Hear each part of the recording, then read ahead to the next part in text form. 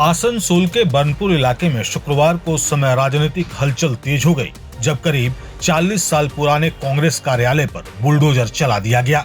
Cell ISP प्रबंधन की ओर से की गई इस कार्रवाई के बाद इलाके में राजनीतिक माहौल गर्मा गया।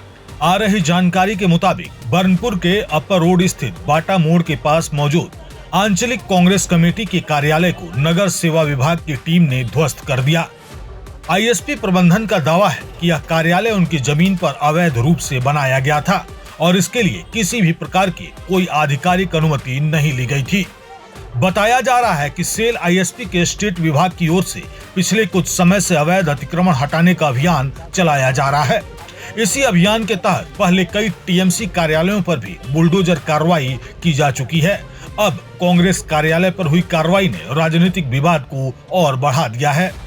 आईएसपी प्रबंधन का कहना है कि कांग्रेस कार्यालय को हटाने के लिए पहले ही नोटिस जारी किया गया था, लेकिन तय समय सीमा के भीतर कोई कदम नहीं उठाया गया। इसके बाद प्रशासनिक कार्रवाई करते हुए बुलडोजर चलाकर पूरे ढांचे को ध्वस्त कर दिया गया। हालांकि कार्यालय के सामने स्थित शहीद बेदी को नहीं तोड़ा गया। कांग्रेस नेताओं ने प्रबंधन से इसे सुरक्षित रखने की अपील की थी, जिसे स्वीकार कर लिया गया। इस पूरे मामले पर प्रतिक्रिया देते हुए कांग्रेस ब्लॉक अध्यक्ष प्रेम नारायण सिंह ने इसे दुखद और राजनीतिक कार्रवाई बताया। उन्होंने आरोप लगाया कि पश्चिम बंगाल में सत्ता परिवर्तन के बाद बुलडोजर राजनीति शुरू हो गई है। उन्होंने कहा कि कांग्रेस का यह कार्यालय करीब 40 सालों से मौजूद था और 34 साल के वाम शासन से लेकर 15 साल के टीएमसी शासनकाल तक कभी इसे नुकसान नहीं पहुंचाया गया, लेकिन अब भाजपा सरकार बनने के बाद लगातार इस तरह की कार्रवाई हो रही है। कि जो ऑफिस 1982 में आज से समझ लीजिए कम से कम 44 साल हो चुका है, जो छोटा छोटा जो ऑफिस सब जो बना है उस ऑफिस से तुलना इसका मत कीजिए। 35 साल सीपीएम का सरकार था, कुछ नहीं हुआ। 15 साल टीएमसी का सरकार था, कुछ नहीं हुआ। जो जैसे जहाँ पर था वहाँ पर उसी तरह से रह रहा था।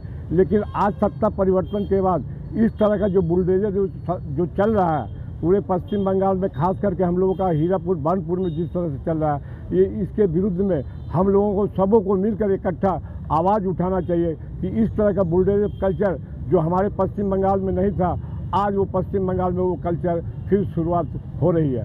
मैं आप सभी से यही अनुरोध करना चाहता हूँ कि ये बुलडोजर का जो संस्कृति है, इस संस्कृति के खिलाफ आप सब एकजुट हो और एकजुट हो करके हम लोग आंदोलन करें। नहीं तो एक एक करके दुकान पाट भी तोड़ा जाएगा। ऑफिस का भी समय है, इसके बाद दुकान पाट टूटेगा, उसके बाद में आपका जितने भी हमारे हॉकर्स भाई है उन लोगों का भी अत्याचार होगा।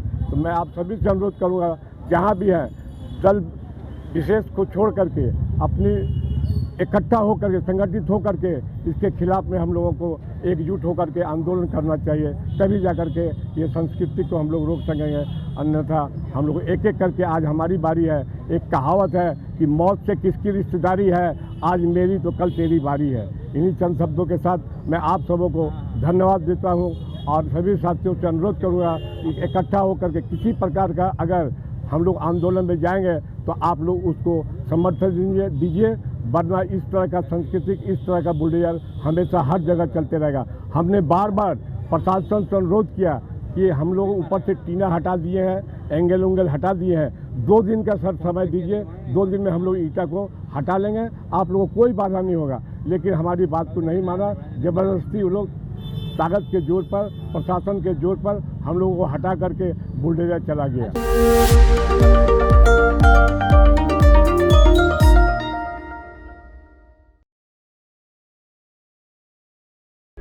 प्रभातखबर.com, विश्वास वही, रफ्तार नहीं।